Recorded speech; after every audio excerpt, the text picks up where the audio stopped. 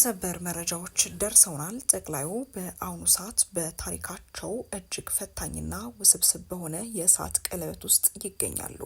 አሳሳቢ ሁኔታ ገኖ ወጥቷል። የተደበቀው ቦምብ ፈንድቷል። ሁሉም ነገር በቅጽበት ውዝግብግብ ብሏል።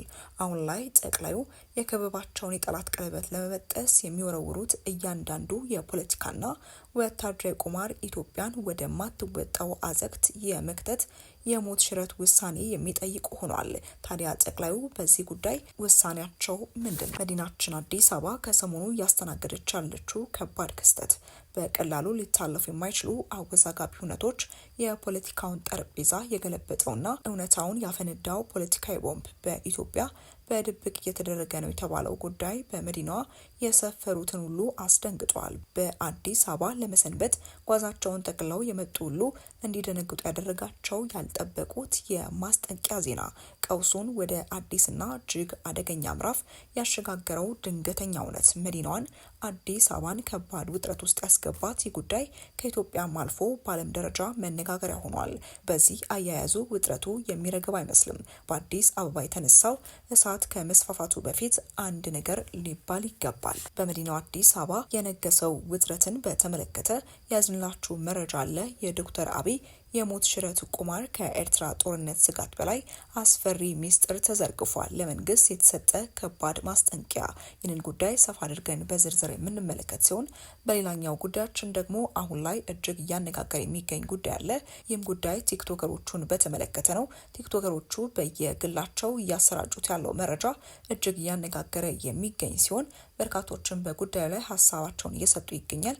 ጉዳዩ ከህግ አንጻርና ከሌሎች ጉዳዮች አንጻር እየታየ ይገኛል። እኛም ይህንን መረጃ በስፋት የምናስደምጣችሁ ይሆናል። ሰላምና ጤና በያላችሁበት ሁሉ ይድረሳችሁ እያልን ለቻናላችን አዲስ ከሆናችሁ ቻናላችንን ሰብስክራይብ በማድረግ ቤተሰብ እንድትሆኑ እንዲሁም ደግሞ ቪዲዮውን ላይክ በማድረግ እንድትጀምሩ እየጠየቅን ወደ ዝርዝር መረጃዎቻችን እናመራለን።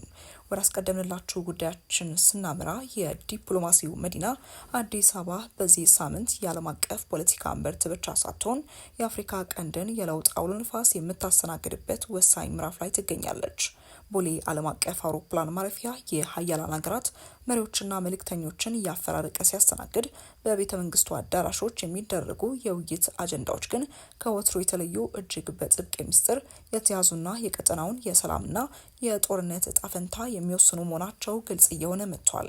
የዚህ ድራማ ቁልፍ ተዋናይ የሆኑት የሳውዲ አረቢያው የውጭ ጉዳይ ሚኒስትር ልዑል ፋይሰል ቢን ፋራሃን ረቡዕ የካቲት 4 ቀን 2018 ዓ.ም አዲስ አበባ መግባታቸው እንዲሁም የቱርክ ፕሬዝዳንት ሬሲፕ ኤርዶጋን ሻንጣቸውን ጠቅልለው ለጉብኝት ይመጣሉ ተብሎ መነገሩ በአፍሪካ ቀንድ ሰማይ ላይ ያንዣበበው የጦርነት ደመና ምን ያህል እንደጠቆረ የሚያመላክት ነው። ነገር ግን የዚህ ከፍተኛ የዲፕሎማሲ ጉብኝት ድባብ ሙሉ በሙሉ የቀየረውና የፖለቲካውን ጠረጴዛ የገለበጠው ዓለም አቀፉ የዜና ወኪል ሮይተርስ ያፈነዳው ሚስጥራዊ ቦምብ ነው። ሮይተርስ በምርመራ ዘገባው ላይ ይፋ እንዳደረገው ኢትዮጵያ በድብቅ በሺዎች የሚቆጠሩ የሱዳን ፈጥኖ ድራሽ ኃይል ተዋጊዎችን በግዛቷ ውስጥ እያሰለጠነች ትገኛለች። የዜና በካርቱም በካይሮና በሪያድ የፈጠረው ድንጋጤ ቀላል የሚባል አይደለም። ኢትዮጵያ በሱዳን የእርስ በርስ ጦርነት ውስጥ እጅ የለበትም ገለልተኛ ነኝ ስትል የቆየችውን አቋሟን የሚሞግተው ይህ ዘገባ የአፍሪካ ቀንድን ቀውስ ወደ አዲስና እጅግ አደገኛ ምዕራፍ አሸጋግሮታል። የሳውዲው ልዑል ፋይሰል ወደ አዲስ አበባ የገቡት ይህ ዜና ዓለምን ባዳረሰ ማግስት መሆኑ ጉብኝቱን ከወዳጅነት ይልቅ ወደ ቀውስ አስተዳደር ይቀይረዋል። ሳውዲ አረቢያ ከዋሽንግተን ጋር በመሆን የጅዳውን የሰላም ንግግር ስታስተባበር የቆየችው በሱዳን ያለው እሳት ተስፋፍቶ ቀይ ባህር እንዳያቃጥል በመስጋት ነው። አሁን ግን ኢትዮጵያ ለጀነራል ሄሚቲ ኃይሎች ወታደራዊ ድጋፍ እየሰጠች መሆኑን መግለጹ የሳውዲን የሰላም ጥረት ከመሰረቱ የሚሽር እርምጃ ተደርጎ በሪያድ ቤተ መንግስትም ተወስዷል። የጉዳይ በቀጥታ ከሪያድና በአቡዳቢ የተባበሩት አረብ ኤምሬቶች የጥቅም ፉክክር ጋር በእጅጉ ይተሳሰራል። በጂኦፖለቲካ ተንታኞች ዘንድ የሱዳን አርኤስኤፍ የኤምሬትስ ድጋፍ እንዳለው በስፋትም ይታመናል። ኢትዮጵያ ይህንን ኃይል እያሰለጠነች ነው ማለት ነው። ጠቅላይ ሚኒስትር አብይ አህመድ በሱዳን ጉዳይ ላይ ሙሉ በሙሉ ከኤምሬትስ ጋር ተሳትፏል ወደሚል ድምዳሜም ይወስዳል።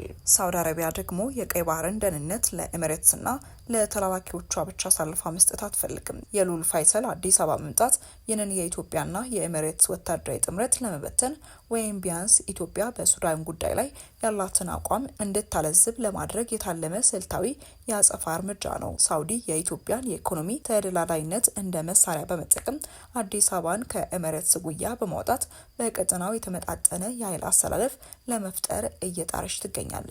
ነገሩን ይበልጡ ስብስብ አስፈሪና ጊዜ የማይሰጠው የሚያደርገው ደግሞ ይህ የሮይተርስ ዜና በተሰማበት ቅጽበት የኢትዮጵያ መከላከያ ሰራዊት በገፍ ወደ ሰሜን ግንባር የተመመ መሆኑ ነው። ከኤርትራ ጋር ያለው ውጥረት ከቃላት አልፎ ወደ መሬት ወርዷል። ፕሬዝዳንት ኢሳያስ አፈወርቂ ከግብጽና ከሱዳን ጦር ጋር የፈጠሩት ጥምረት ኢትዮጵያን የመክበብ ስትራቴጂ ነው። ጠቅላይ ሚኒስትር አብይ አህመድ የሱዳንን አርኤስኤፍ እያሰለጠኑ ነው የሚባለው ይህንኑ የኤርትራ ግብጽ ሱዳን ጥምረት ለመስበርና በሱዳን በኩል ለኢትዮጵያ ወዳጅ የሆነ ኃይል ለመፍጠር የተደረገ የመዳን ሙከራ ሊሆን ይችላል የሚል መረጃም አለ።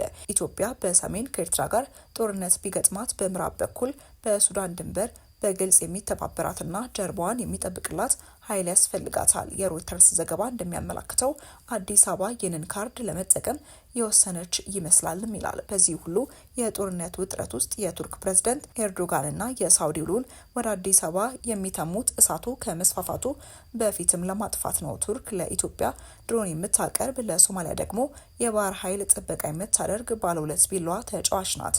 ሳውዲ ደግሞ የቀይ ባህር ፕሮጀክቶቿን ለመታደግ ትባዝናለች። ኢትዮጵያ በሱዳን ጦር ውስጥ እጇን ማስገባቷ ከተረጋገጠና በሰሜን በኩል ከኤርትራ ጋር ያለው ጦርነት ከፈነዳ ቀይ ባህር የመተላለፊያ መስመር መሆኑ ቀርቶ የጦር አውድማ መሆኑም አይቀርም። ጠቅላይ ሚኒስትር አብይ አህመድ በአሁኑ ወቅት በታሪካቸው እጅግ ፈታኝና ውስብስብ በሆነ የእሳት ቀለበት ውስጥ ይገኛሉ። ከሰሜኑ በኩል የኤርትራና የግብጽ ወታደራዊ ጥላ ሲያጠላባቸው፣ በምዕራብ በኩል ደግሞ የሱዳን ጦርነት እሳቱ እንዳይለበልባቸው በሚል የወሰዱት የአርኤስኤፍ ካርድ በዓለም አቀፍ ደረጃ መልሶ አጋልጧቸዋል። በአንድ እጃቸው የሳውዲና የቱርክን ዲፕሎማሲያዊና ኢኮኖሚያዊ ድጋፍ ለመያዝ እየታገሉ፣ በሌላ በኩል ደግሞ ለሕልውናቸው ወሳኝ የሆነውን የኤሚሬትስን ወታደራዊ ወዳጅነት ላለማጣት የሚራመዱበት መንገድ እጅግ አደገኛ የሆነ የገመድ ላይ ጉዞ ሆኖባቸዋል። አሁን ላይ ጠቅላይ ሚኒስትሩ የከበባቸውን የጠላት ቀለበት ለመበጠስ የሚወረውሩት እያንዳንዱ የፖለቲካና የወታደራዊ ቁማር ኢትዮጵያን ወደ ታላቅ የቀጠናዊ ሀያልነት የማሸጋገር ወይም ወደማትወጣበት አዘቅት የመክተት የሞት ሽረት ውሳኔ የሚጠይቅም ሆኗል። ወደ ቀጣይ መረጃችን ስናመራ የፌዴራል መንግስት ተኩስ ከፍቶብናል ሲል ዶክተር ደብረጽዮን ገብረ ሚካኤል አስጠነቀቀ። ደብረጽዮን ገብረ ሚካኤል በትግርኛ ቋንቋ ሰፋ ያለ መግለጫ የሰጡ ሲሆን በመግለጫው የፌዴራል መንግስቱን አስጠንቅቀዋል። የፕሪቶሪያው ስምምነት የተኩስ አቁም ስምምነት ነው፣ አሁን ግን የፌዴራል መንግስት ተኩስ በመክፈት ስምምነቱን ጥሷል ሲሉም ክሳቸውን አሰምተዋል።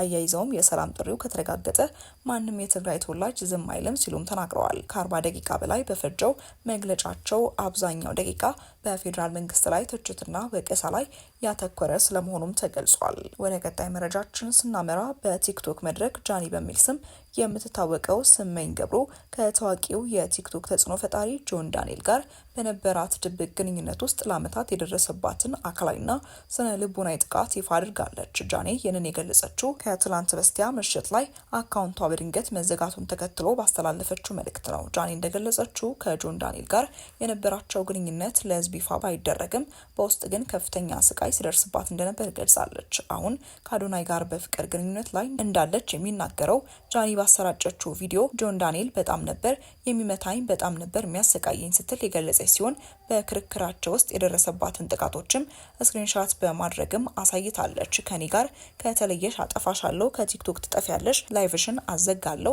በሚል ጆን ዳንኤል ለዓመታት ሲያስፈራራት እንደቆየም ትናገራለች። ታዲያ ምሽት 9 ሰዓት ላይ ቲክቶክ አካውንቷ መዘጋቱን የገለጸችው ጃኒ የድርጊት በእሱ አማካኝነት የተፈጸመና የስራ እድሏን ለመዝጋት የታለመ እንደሆነም ክስ ማቅረባለች። ሆኖም ቲክቶኳን እሱ ለማዘጋቱ ያቀረበችው የተጨበጠ ማስረጃም የለም።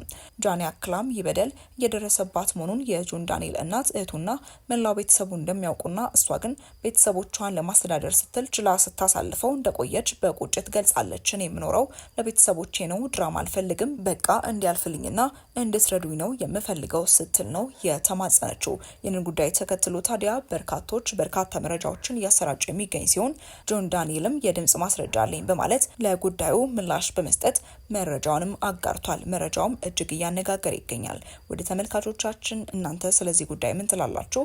ሀሳቦቻችሁን ኮሜንት ላይ ጻፉልን። በቀጣይ መረጃዎቻችን እስክንገናኝ ድረስ መልካም ቆይታ